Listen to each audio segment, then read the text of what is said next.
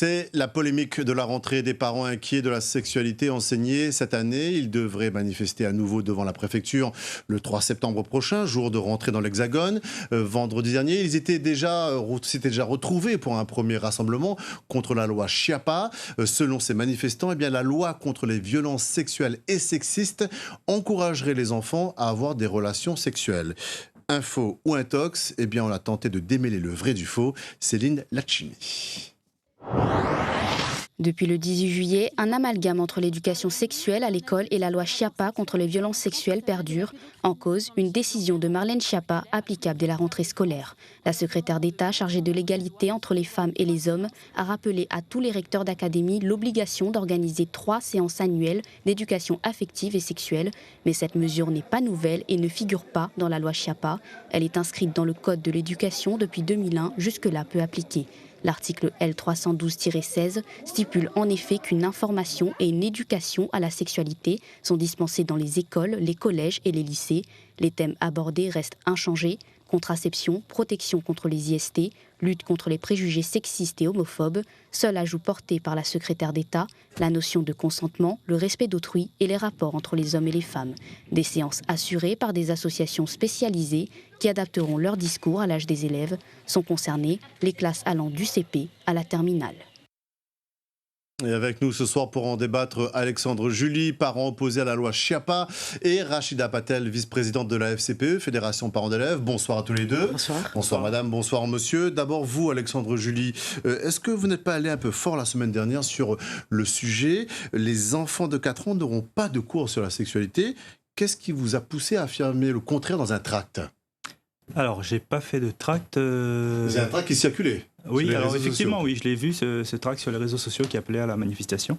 Et en fait, moi, en tant que parent inquiet, je suis venu, et d'ailleurs tous ceux qui sont venus parce qu'ils étaient inquiets, parce qu'ils voulaient avoir des réponses par rapport à tout ce qui se disait sur Internet. Et tant bien que mal, en fait, j'ai été le porte-parole par intérim, jusqu'à ce qu'il y ait quelqu'un qui soit un peu plus compétent et qui puisse prendre le relais et répondre à nos questions, à nos inquiétudes. Alors, est-ce qu'il ne s'est pas trompé dans ce tract? Éducation sexuelle dès 4 ans, c'est pas un peu osé, un peu exagéré? Alors, j'ai rien vu, moi, qui faisait écho de l'éducation sexuelle depuis 4 ans. Non plus à la primaire. Enfin, j'ai vu des choses en primaire, mais rien qui me choque. Par contre, j'ai vu autre chose. Donc j'ai été faire des recherches sur le contenu, notamment de l'éducation sexuelle pour les collégiens. On en parlera dans un instant, Alexandre Julie. Rachida Patel, cours d'éducation sexuelle dès 4 ans, c'est un fake news? Oui, très clairement, en tout cas, c'est de la désinformation manifeste. Il y a rien de nouveau dans ce que la loi Chiappa, elle nous amène. Elle réaffirme quelque chose qui existait déjà depuis 2001, 2002, 2003, au travers de la circulaire Fontanet, qui dit effectivement qu'il faut encourager des dialogues, des échanges avec les petits quant à leur responsabilité en tant que petits garçons, petites filles. L'idée est bien évidemment de pouvoir éduquer tous, autant que nous sommes, à ce que ce soit des enfants qui soient responsables et conscients des enjeux sociétaux dans lesquels nous sommes actuellement. Alexandre Julie, qu'est-ce qui vous a choqué alors finalement au bout du compte? Alors, ce qui moi m'a choqué en tant que parent, c'est quand j'ai fait l'effort d'aller sur les sites supports qui sont dans les circulaires, donc notamment On s'exprime, et un autre site qui s'appelle... Qui est un site destiné aux collégiens d'abord, alors, avant qui tout. est un site destiné aux collégiens. Donc, on s'exprime, on l'a bien compris, avec le mot sexe dedans, on a bien compris que c'était pour inviter les collégiens justement à poser des questions sur leur sexualité, et puis à poser des questions également sur des thèmes assez sensibles. Voilà, il y a un autre site aussi qui fait polémique, c'est Fille Santé Jeune. Donc, en fait, c'est pas juste un site, il y en a plusieurs.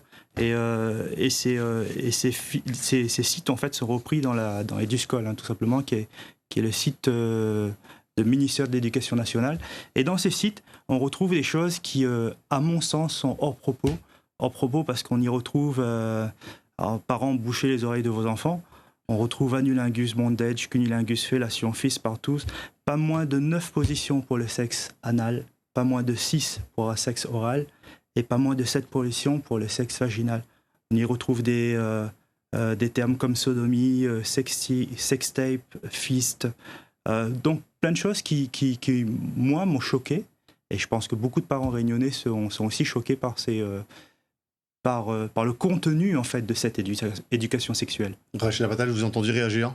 Oui, en fait, je ne peux que comprendre l'inquiétude, la peur des parents qui, effectivement, sont confrontés à des sites, à toute la publicité qu'il y a actuellement autour de la loi Schiappa.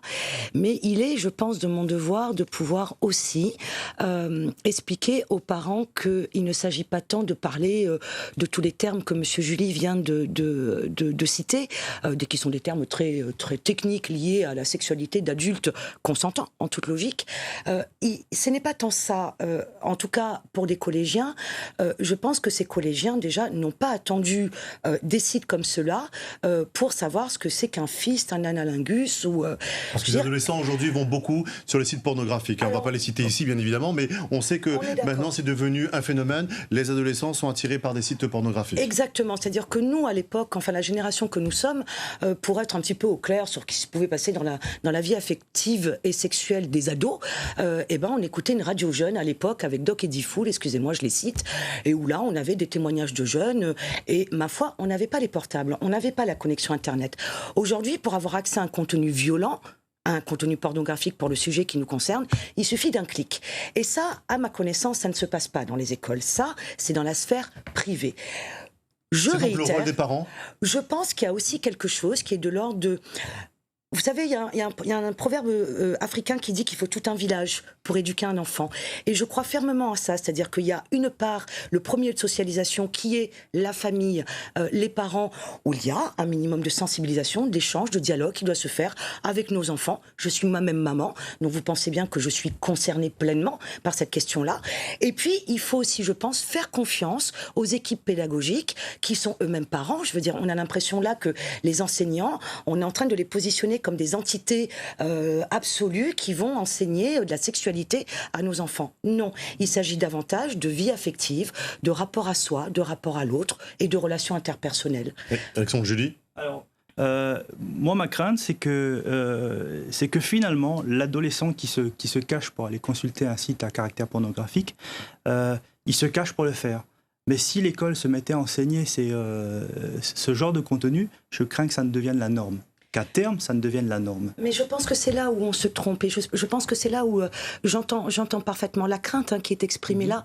Mais il ne s'agit pas de présenter ou de rendre formels ces nombreux sites dans les écoles. Mais par contre, un adolescent ou un enfant qui vient à un moment donné de sa vie d'écolier interroger l'adulte sur un phénomène qui a pu se passer dans l'école, et croyez-moi que des choses, il s'en passe dans les écoles, il est aussi du devoir de l'enseignant de lui répondre. Ce n'est pas sur ce genre de site que tu vas pouvoir apprendre une vie affective épanouie, un rapport à la femme.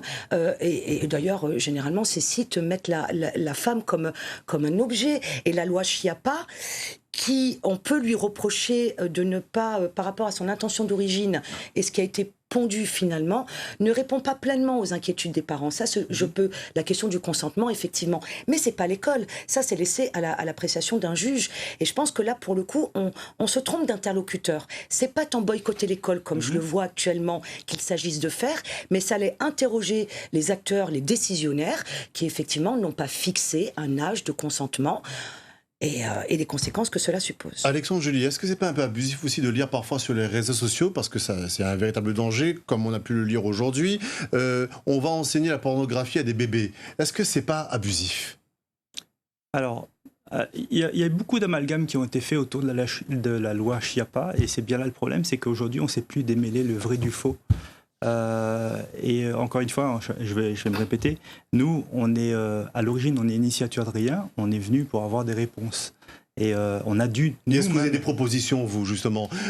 Qu'est-ce que vous proposez, Jean, pour qu'effectivement l'éducation des enfants se fasse selon vous, selon votre position, selon vos coutumes, selon vos convictions ? Alors moi, je pense qu'il y a matière encore à cadrer. Il y a beaucoup de zones de zones qui restent floues. Et d'ailleurs, la preuve en est, c'est que sur les mêmes textes, sur les mêmes supports, on parle de même site support, et on n'arrive pas à être d'accord dessus. D'ailleurs, la loi Schiappa, aujourd'hui, c'est deux camps qui s'affrontent. Une même loi, et on n'arrive pas à s'entendre sur la sémantique, on n'arrive pas à s'entendre sur le poids des mots, et ça montre bien que quelque part, il faut cadrer. Et nous, ce qu'on demande en tant que parents inquiets, c'est que les choses soient dites et que les choses soient écrites. Qu'on ne puisse pas demain mettre un type de contenu inadapté et hors propos en contact avec nos jeunes et avec nos enfants. En un mot, parce que notre débat s'achève. Je pense que les choses sont déjà bien cadrées. Effectivement, le site du gouvernement, je veux dire, tout parent peut consulter les programmes actuels. Et je pense qu'on est loin, même si j'entends les peurs. Moi, j'ai envie de dire, venez prendre l'information de manière objective là où elles peuvent être prises, c'est-à-dire dans les conseils d'école, auprès des gens qui interviennent directement auprès de nos enfants, qui sont eux-mêmes des parents, je le réitère. Venez au conseil d'école et puis, ma foi, adressez-vous à une fédération telle que la FCPE. On essaiera de répondre à vos inquiétudes. Merci Rachida Patel, merci à vous également Alexandre Juy d'avoir participé à ce premier débat sur un sujet aussi sensible. J'espère qu'il vous aura permis de vous faire une opinion ce soir.